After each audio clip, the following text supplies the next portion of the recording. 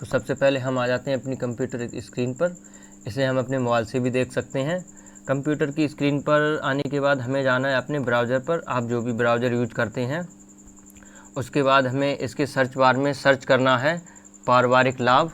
पारिवारिक लाभ लिखने के बाद हम यहाँ पर एंटर कर देंगे। जैसे ही हम वहाँ पर एंटर करेंगे उसके बाद यहाँ पर कुछ वेबसाइट आ जाती हैं। तो यहाँ पर जो सबसे ऊपर लिखी है होम NFVS UP, इस वाली पे हमें क्लिक कर देना है।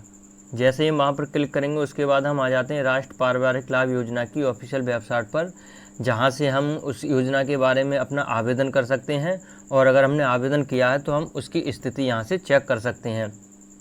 तो आज की वीडियो में मैं आपके लिए बताने वाला हूँ पात्रता के बारे में, क्योंकि हर योजना या जो कि भी सरकार की स्कीम या योजना चल रही है तो हमें सबसे पहले उसके पात्रता के बारे में जानकारी होनी चाहिए कि उसकी पात्रता क्या होती है और उसमें कौन कौन से डॉक्यूमेंट की आवश्यकता होती है और उसमें क्या क्या लाभ मिलता है।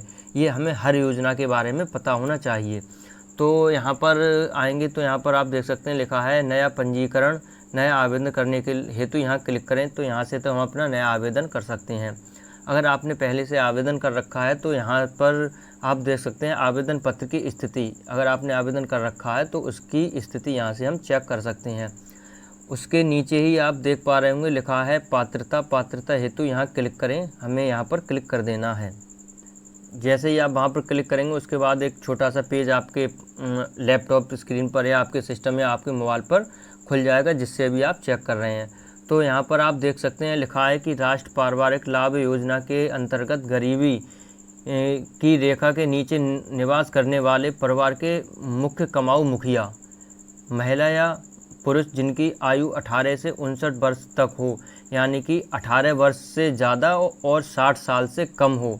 अगर एकमात्र कमाऊ व्यक्ति है, अगर वो ख़त्म हो जाता है तो उसकी मृत्यु के उपरांत उसके आश्रित, यानी कि जो उसके परिवार में उसके आश्रित थे जिसे वो कमा के खिलाता था, उन आश्रितों के लिए 30,000 रुपये की एक मुक्त धनराशि सहायता की जाएगी सरकार के द्वारा।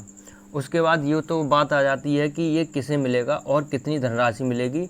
यहाँ पर आप देख सकते हैं कि गरीबी रेखा से नीचे जीवन यापन करने वाले कमाऊ मुखिया की मृत्यु होने पर वो चाहे लेडीज हो या जेंट्स हो, और उसकी उम्र के बारे में दे रखा है 18 साल से ज़्यादा और 59 साल से कम, यानी कि 18 साल से ज़्यादा और 59 साल तक ही मिलेगा। 18 साल से ऊपर 59 साल, अगर 18 से कम और 60 से ज़्यादा है तो आपके लिए इस योजना का लाभ नहीं मिलेगा।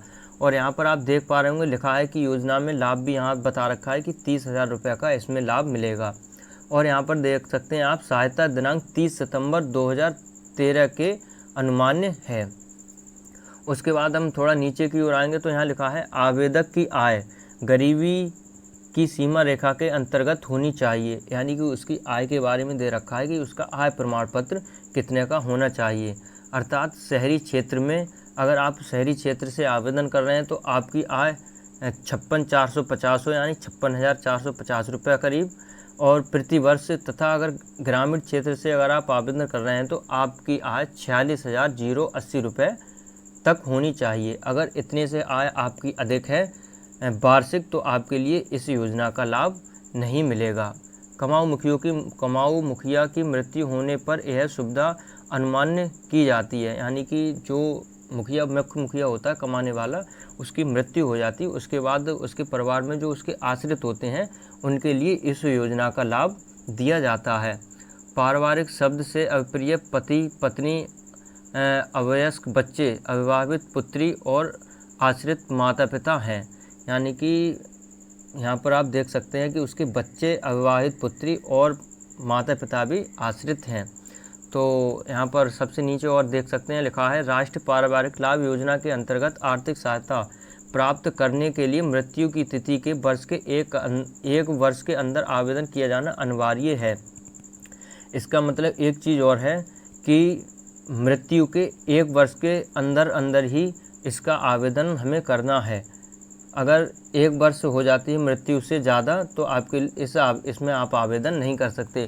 तो यहाँ पर आप देख सकते हैं सब कुल मिला के चीज़ यहाँ पर ये निकल के आती है कि मृत्यु की तिथि, यानी कि जिसकी मृत्यु हुई है उसकी आयु 18 साल से ज़्यादा और 60 साल से कम हो, बात ये।